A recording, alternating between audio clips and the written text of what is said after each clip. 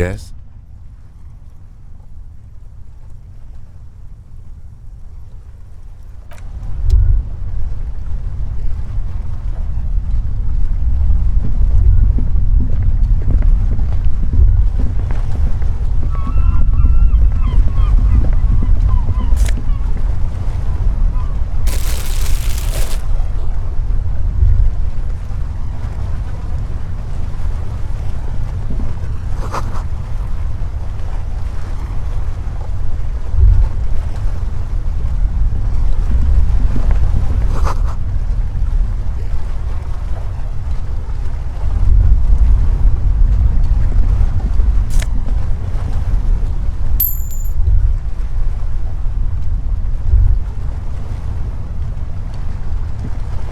The plain red tent stands by dispassionately.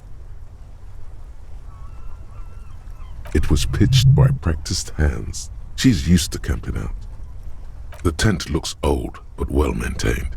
In the darkness of the tent, a rolled up sleeping bag, cooking utensils, some books, and a kerosene lamp.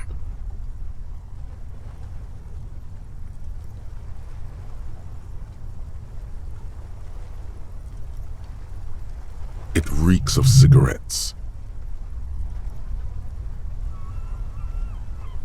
Assorted soft covers, mostly pulp horror. A motor carriage lies buried in the snow on one cover. On another, a ghost airship. You also see a collection of radio enthusiast magazines.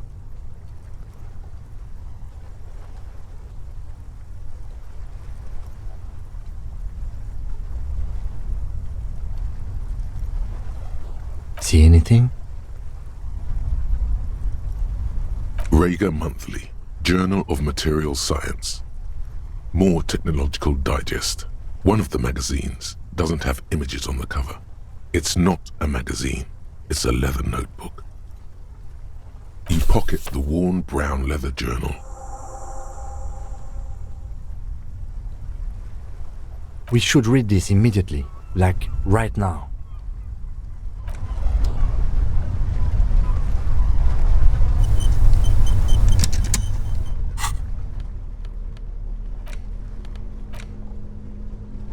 A thick journal. The cover is worn like someone used to carry it around in their back pocket.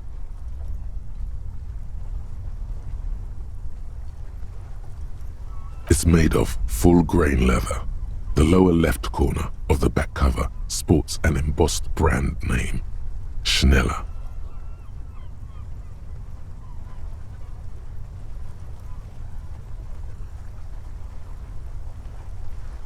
Schneller is a stationery brand from Gottwald, beloved among architects and engineers. She's got good taste and must have taken whatever she recorded here seriously. The journal falls open.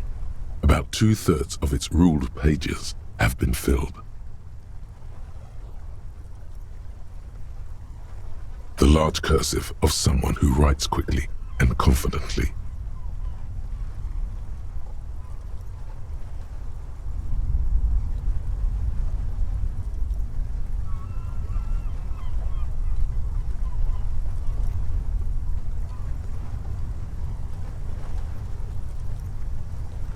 Perhaps too confidently.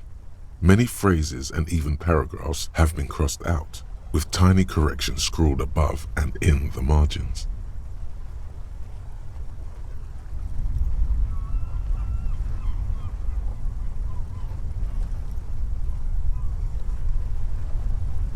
It's a mix of logistical notes, diagrams, and personal reflections, all dated. It's good she left in a hurry. We could learn a lot from this. Hard to tell exactly. It's mostly noted down in code. Looks like contact information, quantities, directions. There could be useful information about local operations in those notes. We have a junior sergeant at my station who's good with codes. I can give this to her after we finish this.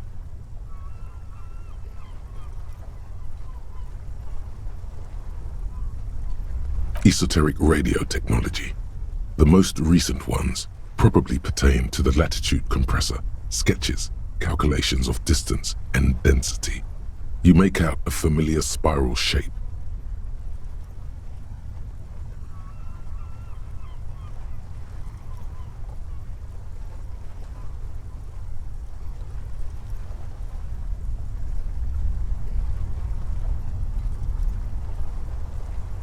Short, wry observations of people and places, probably a way to pass the time on the road. Also, what appears to be attempts to sort through some difficult decisions. There are a few passages with many questions in them. Staff issues, always tough on the leadership. You smell traces of betrayal.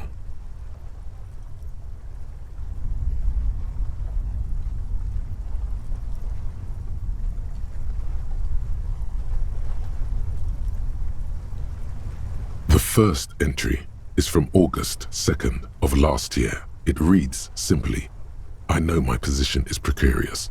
All I can do is make myself as useful as I can while looking for a way out. Remember, no one is indispensable.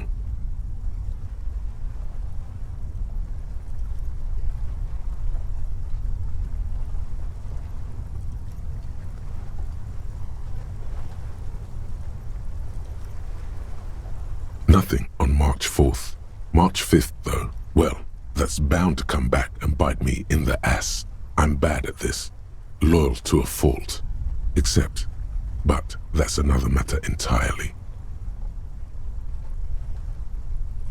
You have no idea what she means. These are personal notes. Don't expect to understand all of it. That name isn't mentioned as far as you can tell. Small wonder. Would you talk about La Puta Madre in your journal? You do see an M though. La Puta Madre. M is mentioned on March 9th and March 15th.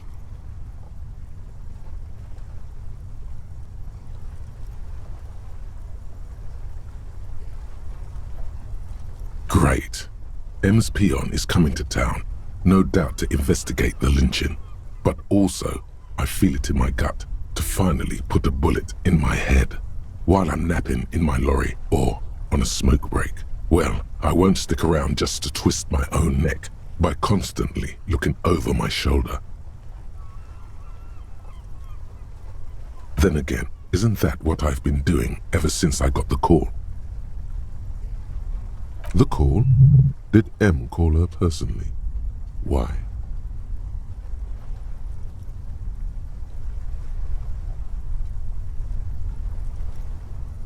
Been holed up here for 3 days now. I'm used to being alone and all, but I don't know when I'll be able to leave, or if I'll be ratted out. They will rat me out, of course. I've made it a point to believe in the best in people, the boys, for example, but experience tells me.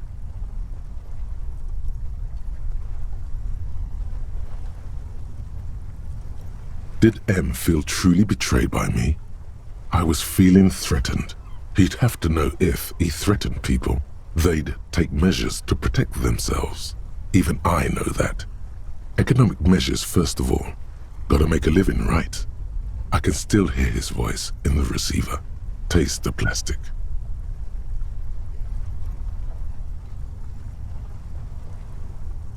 The entry ends abruptly. The call was a courtesy. He must have held her in high regard to personally tell her he knew about her plan to run drugs for the competition.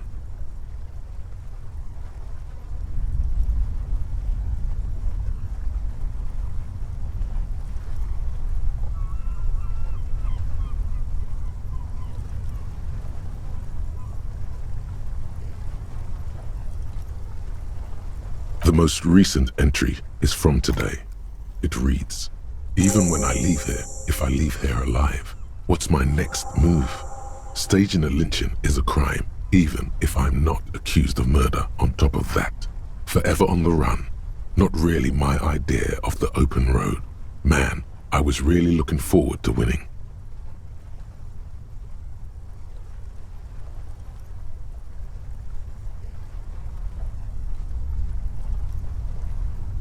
It looks like she might have been framed.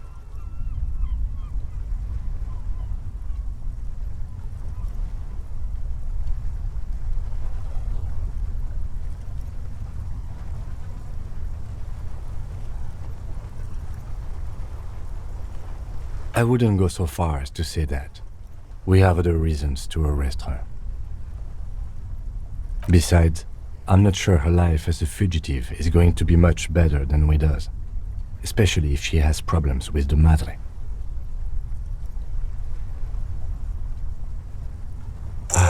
No, I don't think you are. Ask someone in your precinct if you want to be sure.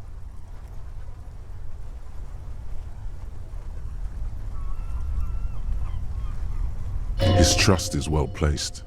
You aren't. You can feel it. Classio was the one who pointed the finger at Ruby.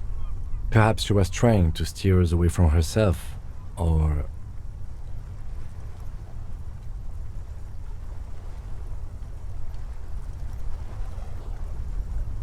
maybe she had an accomplice.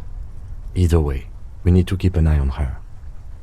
One thing is for certain. We have business back in the whirling and rags. Questions to ask. We should get to it.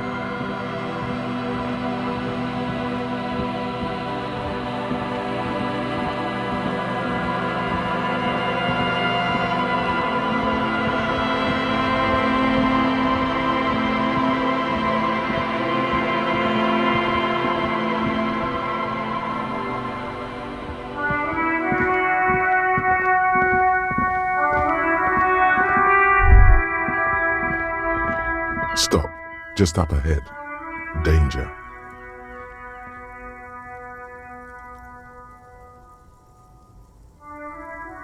You are prepared. Don't put away your friend, your weapon.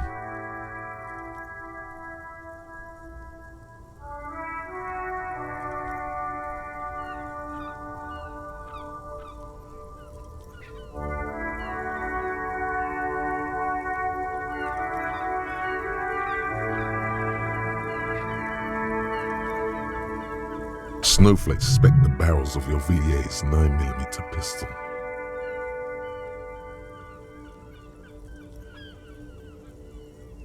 Yes, I hear commotion.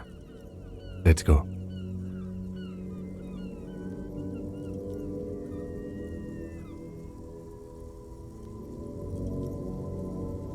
Good.